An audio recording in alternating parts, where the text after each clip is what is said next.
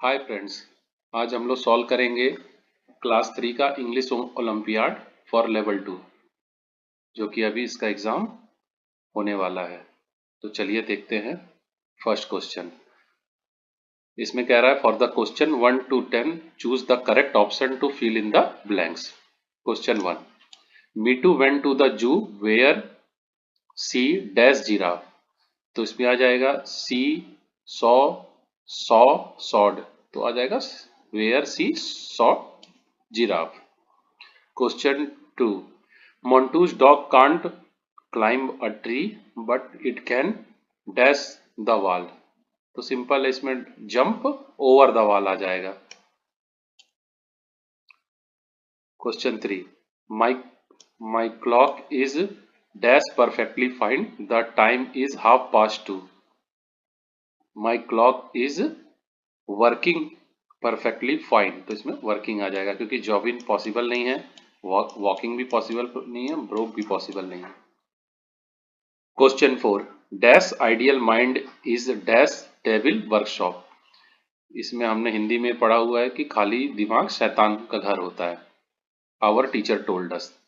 तो आइडियल है तो आइडियल वॉवेल है, तो वॉवेल के साथ an ideal mind is a devil workshop. Devil आपका कॉन्सोनेंट हो जाएगा, तो इसमें हो जाएगा option D.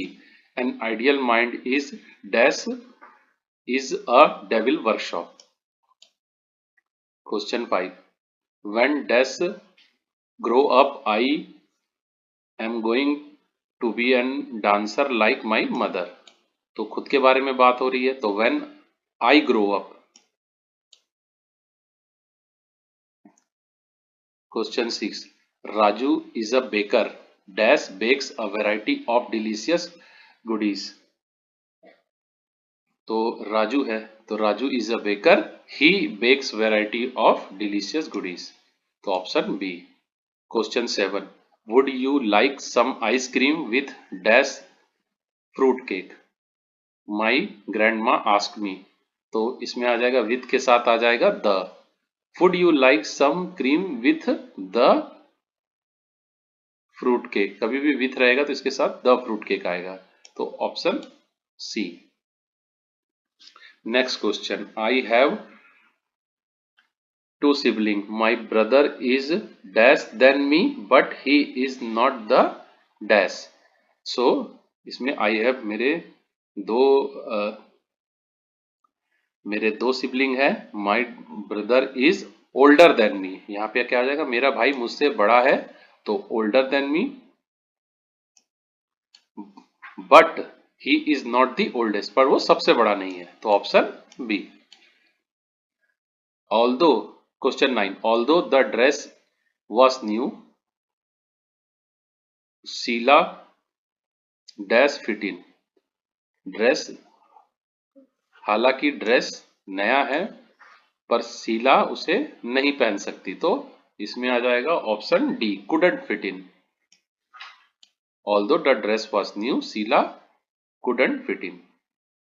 Question 10. Dash do you go everywhere. Go every evening, आप हर शाम को कहाँ जाते हो, तो कहाँ के लिए सिंपली वेयर आ जाएगा। Where do you go every evening my father asked me. Question 11. Choose the most suitable option. इसमें 4 सेंटेंस दिए हुए हैं, इसमें आपको सबसे सुटेबल ऑप्शन चूज करना है। तो हम पहला देखते हैं. You have finished eating but I haven't. You have finished eating until I haven't. You have finished eating because I haven't. You have finished eating since I haven't.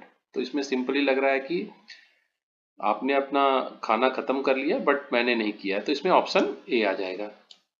Okay, next. Choose the correct idiom. Barking at the wrong tree, barking up the wrong tree, barking on the wrong tree, barking under the wrong tree. तो इसमें हो जाएगा option A, barking at the wrong tree. For question 13 and 14 choose the part of the sentence that has an error. हमें ऐसा है कि इस sentence में एरर, एक सेंटेंस दिया हुआ है उसमें हमें एरर फाइंड करना है, वो एरर हमें A B C D option में दिया हुआ है। तो क्वेश्चन 13.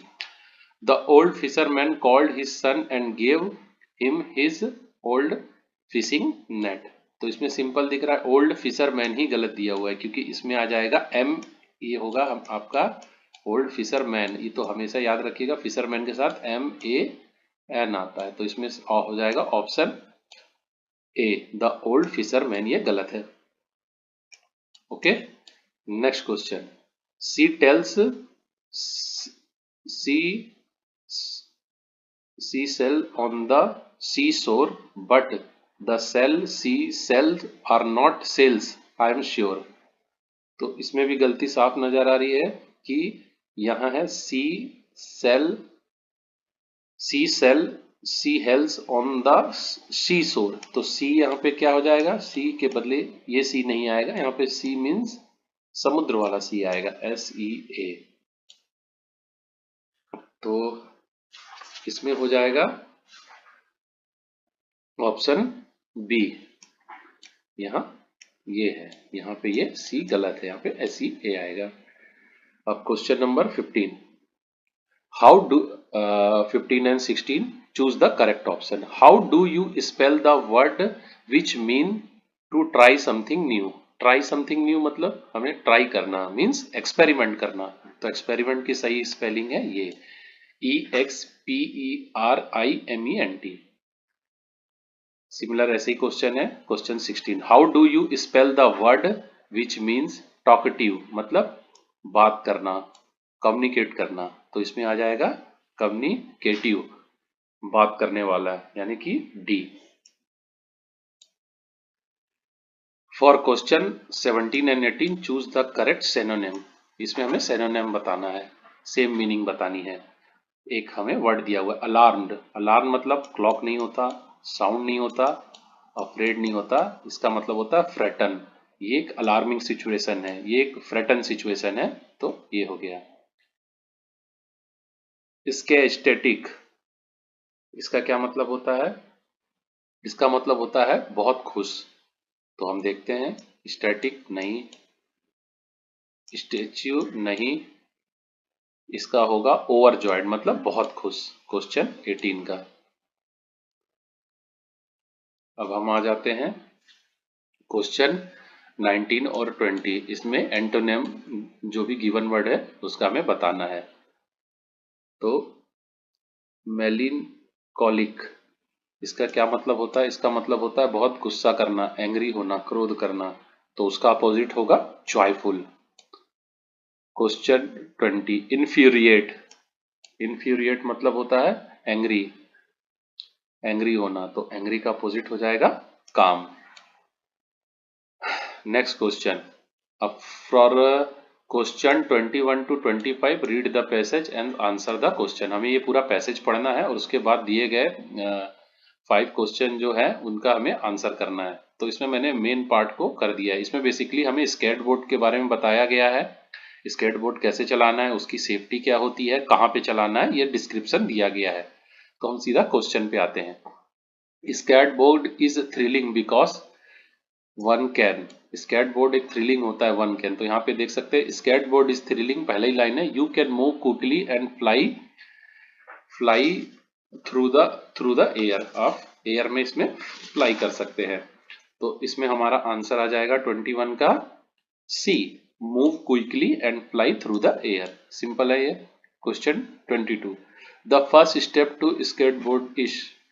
फर्स्ट स्टेप क्या होता है, फर्स्ट स्टेप होता है the first thing you need to get a skateboard. तो आपको एक स्केटबोर्ड चाहिए, मतलब इसमें क्या आ जाएगा, option D, by a suitable skateboard. Question 23, helmet, elbow and knee pad and wrist guard are important because they. तो इसमें क्या हो जाएगा, ये हमें सारे सेफ्टी पीपीस हैं, personal protective equipment, helmet, elbow, ये हमें बचाते हैं। तो इट्स लुक कूल नहीं, protect the skateboarder from getting hurt, yes, ये हमें सेफ्टी के लिए ये हमें बचाते हैं। तो ऑप्शन बी होगा। Next, what's the best practice to do skateboarding. कहाँ पे चलाना चाहिए, रूफ पे नहीं, इनसाइड द हाउस नहीं, इन द गार्डन नहीं, एन एम्प्टी पार्किंग लॉट और अ वन वे, एक खाली पार्किंग में या वन वे जहाँ पे ड्राइविंग होती है वहां पे चलाना चाहिए। तो ऑप्शन ए। गूफी स्टैंसेस, देखते हैं गूफी स्टैंस। यहाँ पे दिया है goofy stance with your right foot towards the front of the board. आपको अपने राइट फुट को फ्रंट बोर्ड पे रखते हैं and using left foot to push, अपना लेफ्ट फुट से पुश करते हैं। जब हम स्केट बोर्ड पे चढ़ते हैं तो अपने फ्रंट पैड को हम सामने की तरफ रखते हैं और लेफ्ट फुट से उसको पुश करते हैं, सो आगे बढ़ता है। ये चलाने की टेक्निक है। तो इसमें आंसर क्या आ जाएगा? Answer C. ओके, अब नेक्स्ट पैसेज देखते हैं। 20 for question 26 to 30 read the passage and answer the question that follow. ये भी पैसेज है। ये पैसेज का मैं आपको एक ब्रीफ दे देता हूँ। इसमें एक अलेक्जेंडर नाम का एक बच्चा है, वो एक नाइटमेयर मीन्स एक बुरा सपना देखता है जिसमें एक ब्लैक बर्ड है जिसे हम वल्चर कहते हैं, बहुत बड़ा, वो उसके घर में आ जाता है और उसकी माँ को ले जाता है। ये basically brief of the story है, इसी के बारे में क्वेश्चन पूछा है, तो मेन पार्ट को मैंने हाईलाइट कर दिया है।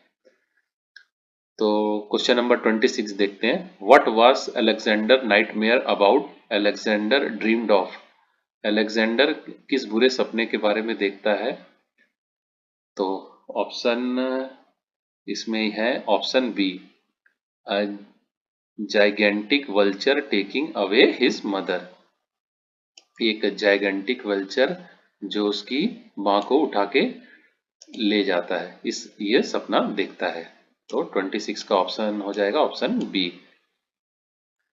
27 how did the vulture enter Alexander house? वो उसके घर में किस तरह से घुसता है?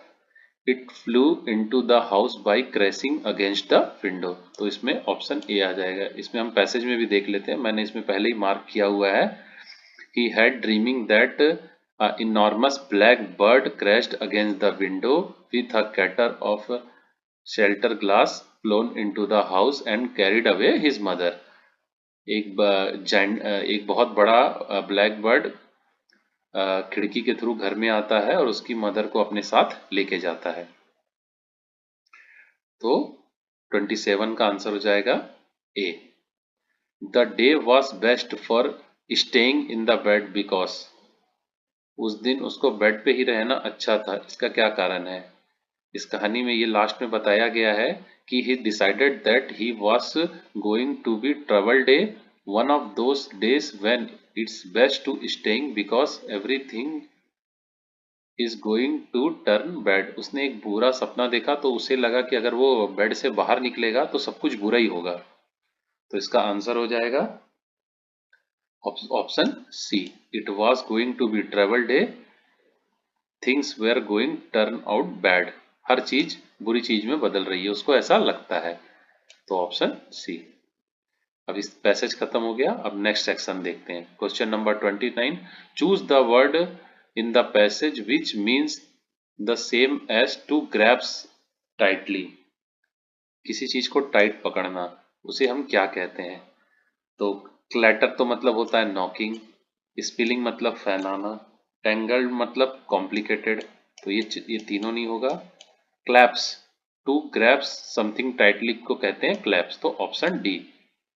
Question number 30 antonym of the wonderful word is given in the passage. ये तो बहुत सिंपल है। वंडरफुल मतलब बहुत अच्छा, टेरिबल मतलब बहुत बेकार। तो 30 का हो जाएगा option A, terrible. Question number 31 choose the correct option to complete the sentence. Question देखते हैं। Asma condition is still critical. Asma की जो हालत है काफी खराब है, but the doctor thinks she will. Option A pull with in, push through, pull through, pin down. तो इसमें आ जाएगा ऑप्शन सी, पुल थ्रू। वो ठीक हो जाएगी, उसकी हालत खराब है बट वो ठीक हो जाएगी एज फॉर डॉक्टर।